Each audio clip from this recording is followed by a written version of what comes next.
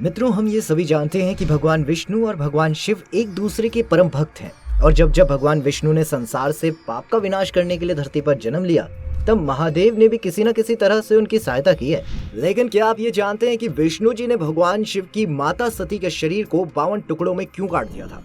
ऐसा क्या हुआ था कि विष्णु जी को ऐसा करना पड़ा? पौराणिक कथाओं के अनुसार माता सती के पिता राजा दक्ष प्रजापति भगवान शिव को पसंद नहीं करते थे। वो उन्हें एक तुच्छ सन्यासी मानते थे। लेकिन उनकी पुत्री सती शिव जी से प्रेम करती थी और उन्होंने अपने पिता के इच्छा के विरुद्ध जाकर शिव से विवाह किया था, जिससे कि दक्ष के मन में शिवजी के लिए द्वेष भर गया और वो शिवजी से किसी भी तरह से प्रतिशोध लेना चाहते थे, जिसके लिए दक्ष ने एक बहुत ही बड़े यज्ञ का आयोजन भी किया, जिसमें उसने सभी देवी देवताओं और राजाओं को आमंत्रित कर दिया। लेकिन उसने जानबूझकर अपने दामाद भगवान शिव को यज्ञ का निमंत्रण नहीं दिया। वो ऐसा करके सभी देवी देवताओं के समक्ष शिवजी का अपमान करना चाहते थे।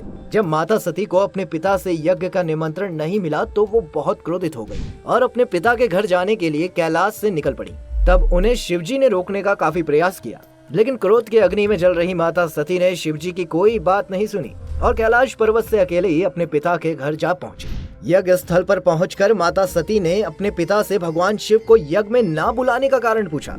तब राजा दक्ष ने घमंड में कहा कि वो शिव को देवता नहीं मानते, बल्कि वो तो भूत प्रेतों के स्वामी हैं जो सदैव नग्न रहते हैं। जिसके आसपास भूत प्रेत रहते हैं, ऐसा पुरुष देवताओं के साथ बैठने योग्य नहीं है, क्योंकि ऐसे पुरुष के आने से यज्ञ सफल नहीं हो सकता। ये सब बातें सुनकर माता सती और भी क्रोधित होती और अपने पिता से ये कहा कि मेरे स्वामी यदि चाहें तो एक क्षण में पूरी सृष्टि का विनाश कर सकते हैं। एक स्त्री के लिए ही उसके पति का घर ही स्वर्ग से भी बढ़कर होता है। जो स्त्री अपने पति की आज्ञा के बिना उसके घर से बाहर आ जाती है, उसे नर्क में स्थान मिलता है। मैंने ये पाप करने की चेष्टा की है, मैं अब जीवित नहीं रहना चाहती हूँ। इसके बाद माता सती ने यज्ञ स्थल पर जल रहे अग्निकांड में अपने शरीर की आहुति दे दी।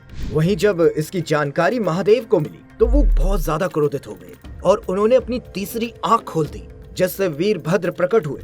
तब भगवान शिव ने वीरभद्र के साथ अपनी गण सेना को भेजा और आदेश दिया कि वो दक्ष का मस्तक धड़ से अलग कर दे।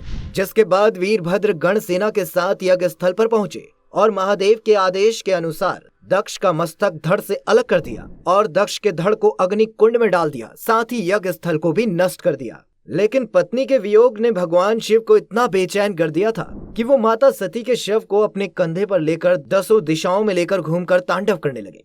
शिव और सती के अद्भुत प्रेम को देखकर धरती रुक सी गई, चारों तरफ अंधेरा सा छा गया, हवा चलना बंद हो गई, जिससे मनुष्य के साथ देवताओं की सांसें भी रुक गई। इसके बाद सभी सहायता के लिए भगवान विष्णु के पास पहुंचते हैं। तब भगवान विष्णु ने संपूर्ण संसार के उद्धार के लिए माता सती के शरीर को भगवान शिव से अलग करने का निर्णय लिया, क्योंकि विष्णु जी ये जानते थे कि अगर शिव जी ऐसा करते रहें तो संसार पूरी तरह नष्ट हो जाएगा।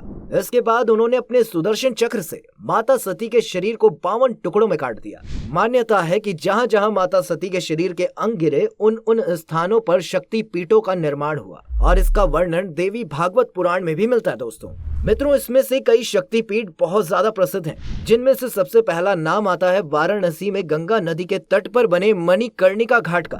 कहते हैं कि यहाँ माता सती के कान की बालियां गिरी थी, जिस कारण इसे शक्तिपीठ माना जाता है। इसके बाद नाम आता है माता ललिता देवी शक्तिपीठ का। ये शक्तिपीठ प्रयागराज में स्थित, जहाँ माता सती के हाथ की उंगली गिरी थी।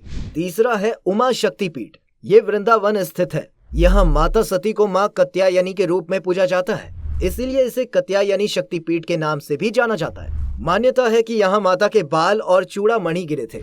चौथा है कामाख्या देवी शक्तिपीठ, ये भारत के उत्तर पूर्व के राज्य असम में स्थित है। इस मंदिर को लेकर ये मान्यता है कि यहाँ माता की योनि गिरी थी। इसके अलावा भी कई शक्तिपीठ हैं जो काफी प्रसिद्ध हैं। तो मित्रों, आज की इस वीडियो में बस इतना ही। अगर आपको हमारी ये वीडियो पसंद आई हो तो हमें कमेंट करके जरूर बताइएगा, और अगर आप भगवान शिव और माता सती के सच्चे भक्त हैं तो हमें कमेंट करके जरूर बताइएगा। हर हर महादेव।